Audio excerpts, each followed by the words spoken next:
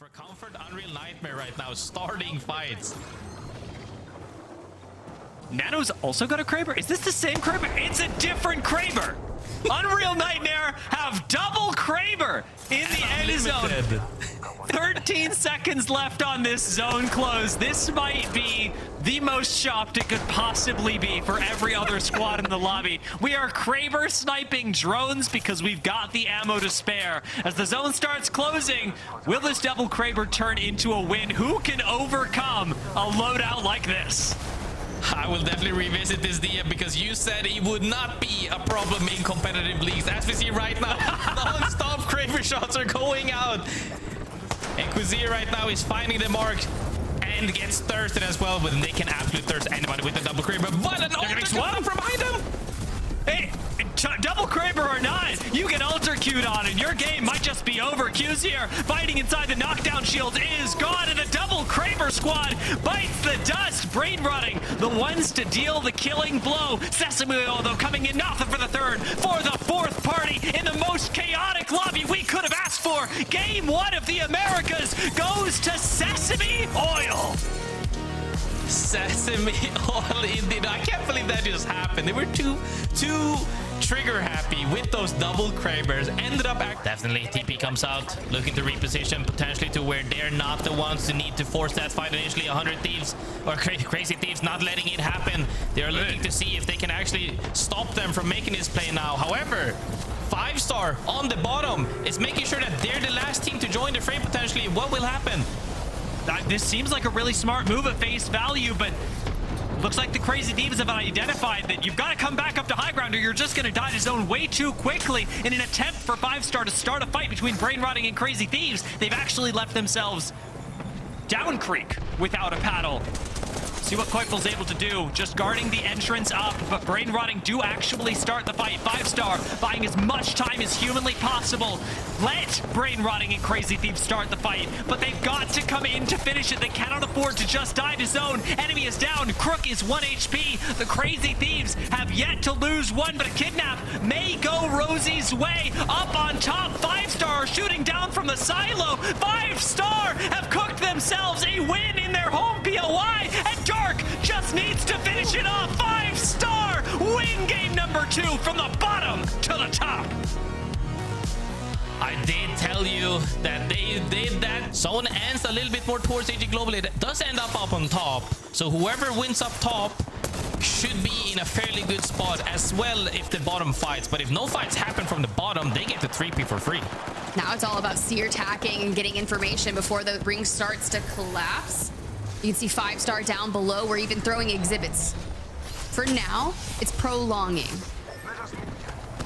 But a 3-man GK could be the final bosses of this lobby. They've keeping things fenced out, denying people any chance to get up here on the ultimate height. Oh, forces them back to recover. Nice TP from Shopify Rebellion, getting out of that tunnel to get a spot where the zone is actually closing towards GK Esports. Still holding up on height. Doesn't want to be the first team to make their move as they are poking down on everybody beneath them. 5-star gets eliminated. They have seen AG Global, but who is forced to take that high ground and fight for top first? Will they make their way up with a TP potentially? We've seen that throughout the whole game right now as the evac comes out.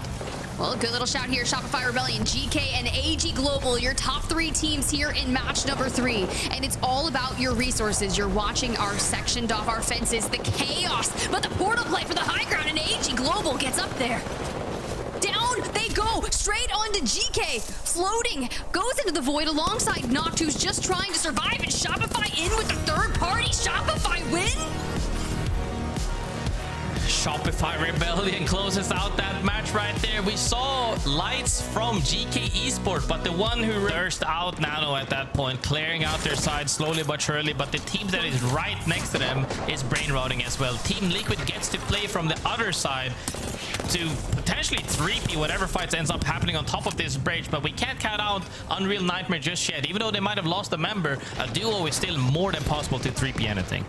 We said it earlier, though, that if Team Liquid watch their heads, they've got a game-winning spot. And right now, Their job is just to control who's able to approach them on the high ground, because when this game is closing, it is ending right on top of Team Liquid. I like the proactive position from Zero. We do still have to be careful, though, about the Kraber in this lobby and about brain rotting, who have manipulated this lobby to an insane degree so far.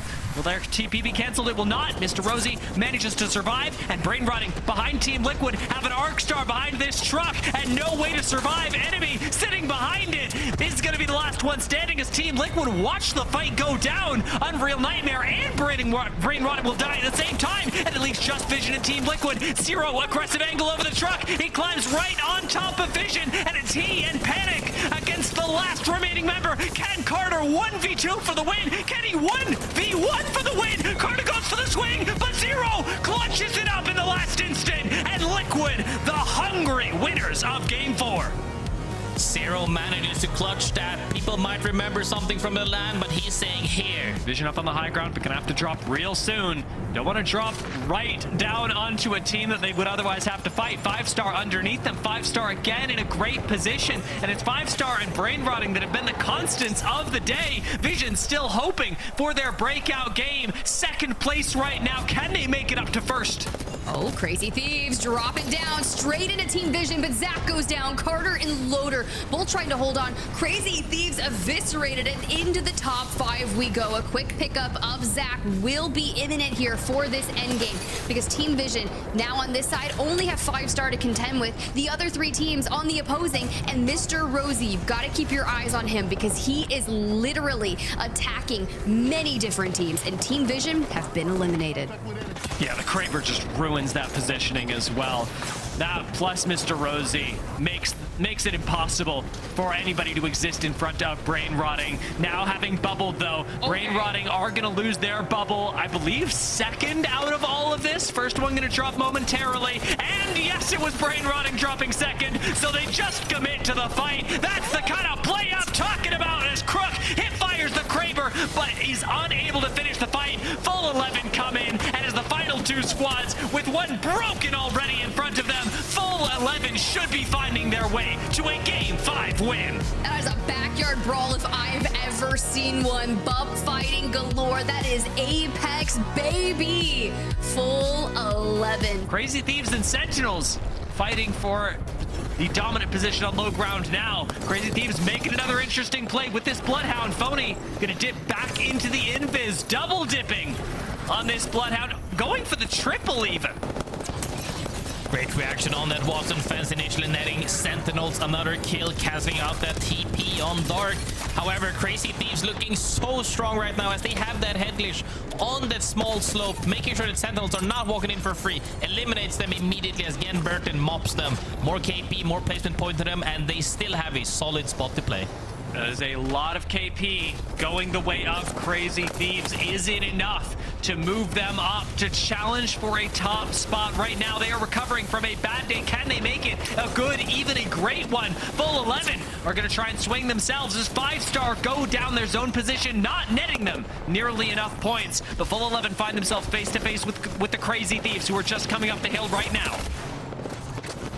Full 11 loses Soviet almost immediately right there. The Newcastle so crucial to the comp for that reset power. Now gone, comes down to Future, trying to survive on that Valkyrie. Is he gonna pop his ult and just fly up and try for the best?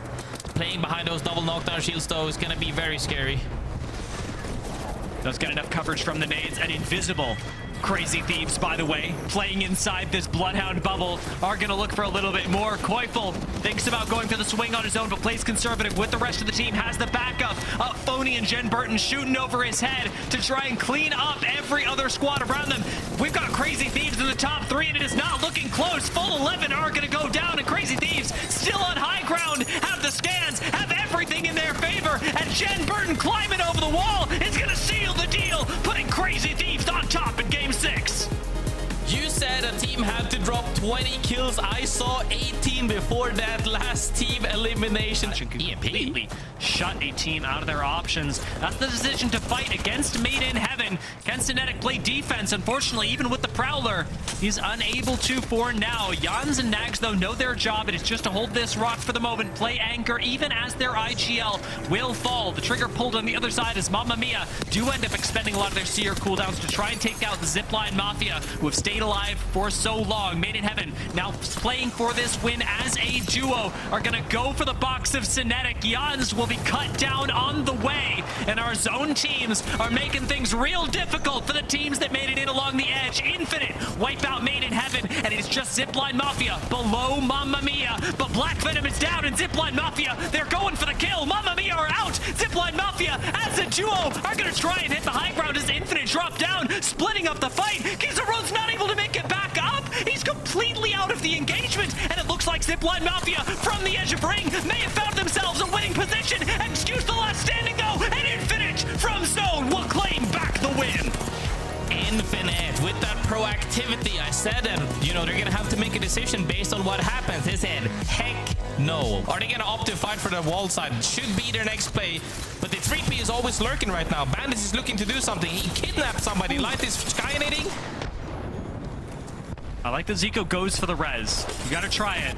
But Light fishing for the angle is gonna find the 150 through the wall, knocks Myosin, and it's time, and Bandits know it, to clean out another squad. Shadows of 9 get cut down, and Bandits take out another team, harvesting this lobby bit by bit. Majin have played stalwartly in this corner.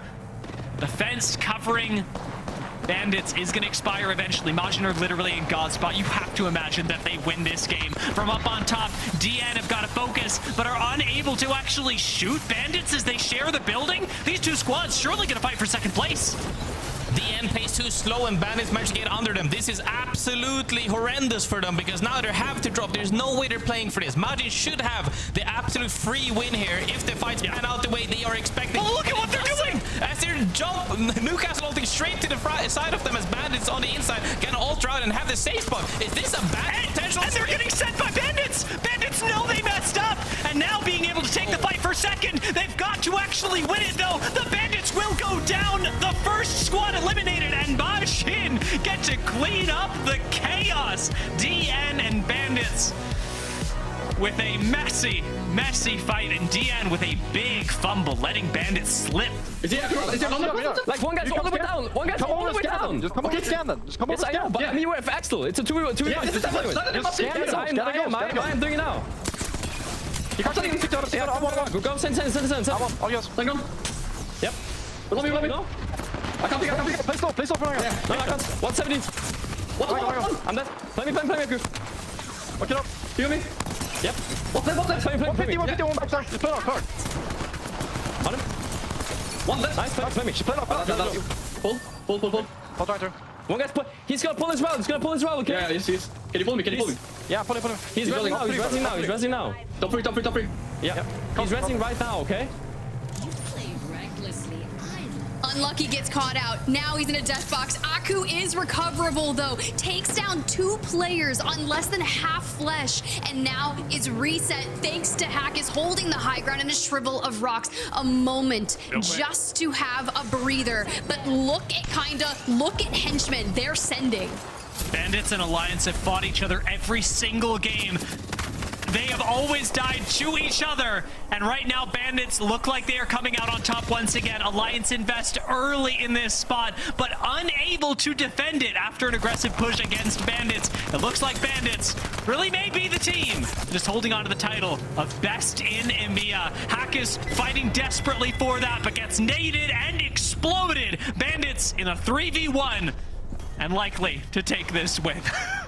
It's a delaying of the inevitable. Bandits swarming from the high ground. They're basically playing hide and seek, looking to find. The ball goes out, the climb up is here, and now we've got the onslaught continuing. Bandits from the bottom to the top, baby, with a nice win to round out Storm Point. That was a great way to play this for Bandits as well. You got to respect the fact that, again, Kraber in hand, only 3 bullets left. That is 3 ways to get in. And he might not even have those. With Aniki down, 3 men will fall. The Take Flight look like they are next. We're gonna die with 3 bullets still left in the Kraber. 3 chances, none of them taken.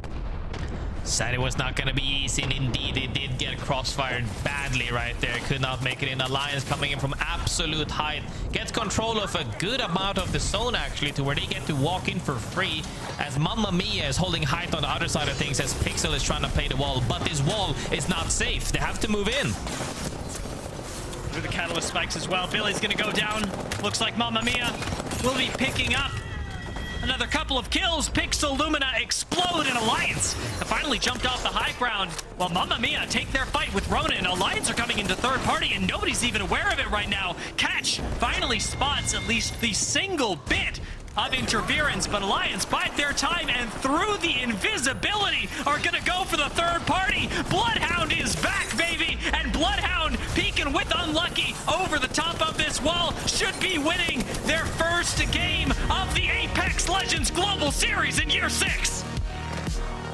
Bloodhound finally gets some play right there. Even though the Invis didn't open up the fight right there, they were trying to get something happening. But Alliance managed to get on top of that bridge. High ground right there, sitting at shooting everybody down. As Mamma Mia is the only team that actually does have an absolute safe spot, but Alliance not giving up anything for free as they left one guy by the wall.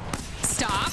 Okay, yeah, Light, make it happen. No, Bandits eliminated as Light falls. D4C still down to a solo. The entire lobby is such a weird one at this point in time. You have Alliance up on the high ground, Aku down, Unlucky, a glass cannon trying to pick him on up. Hackis elsewhere across the way in the north, trying to hold space for them. They want as many kills as they can, and of course, they want the win. We lose out on another team, and it's down into the top 3. That was actually crazy and very scary for Alliance, but they managed to get the reset with the help of that long range from Hackis, I believe. D4C, however, is sitting underneath Alliance. Have to move with this zone closing right now. They're gonna get absolutely obliterated. The real question is, can they send for a potential second place placement with KP? Looks pretty impossible right now. It's probably gonna come down to a 3v3 between Mamma Mia and Alliance for that win of this match, but we'll have to see how it unfolds, because I think Alliance is looking mighty scary right now. But the zone is closing in Mamma Mia's favor, though. Well, one player's already retreated back to it, and Fuda down at the hands of Alliance. D4C eliminated. Mamma Mia also keeping pressure now with Mamma Mia, a team of 3 to Alliance. The space has been claimed. A true fight across the way. But a shield bat must be first. I just think that Mamma Mia has too much damage. Wait, we reset?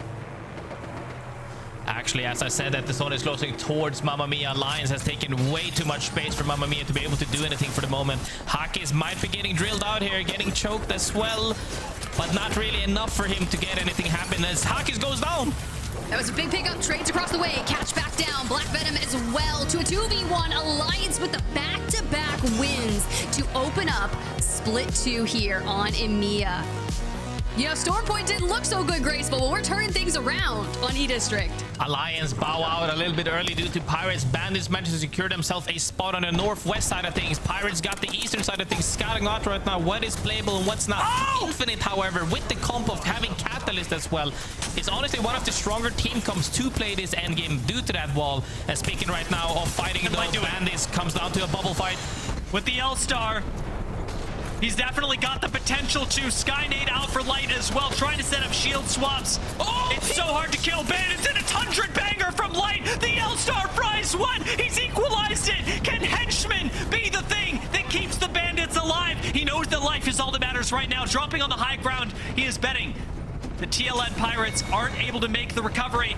They pick one back up, and Henchman's life may not be worth enough to overcome Alliance as Infinite take their fight on the other side against the Zipline Mafia. Zipline Mafia will fall. The Bandits still standing into the top 4. Every point mattering so much. The TLN Pirates almost entirely recovered, did not finish off the Bandits.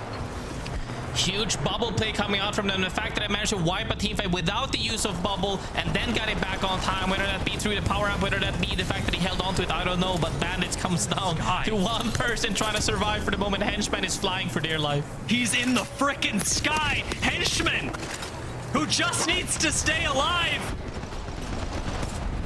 Unfortunately, not the easiest spot to land. Gibby ults down.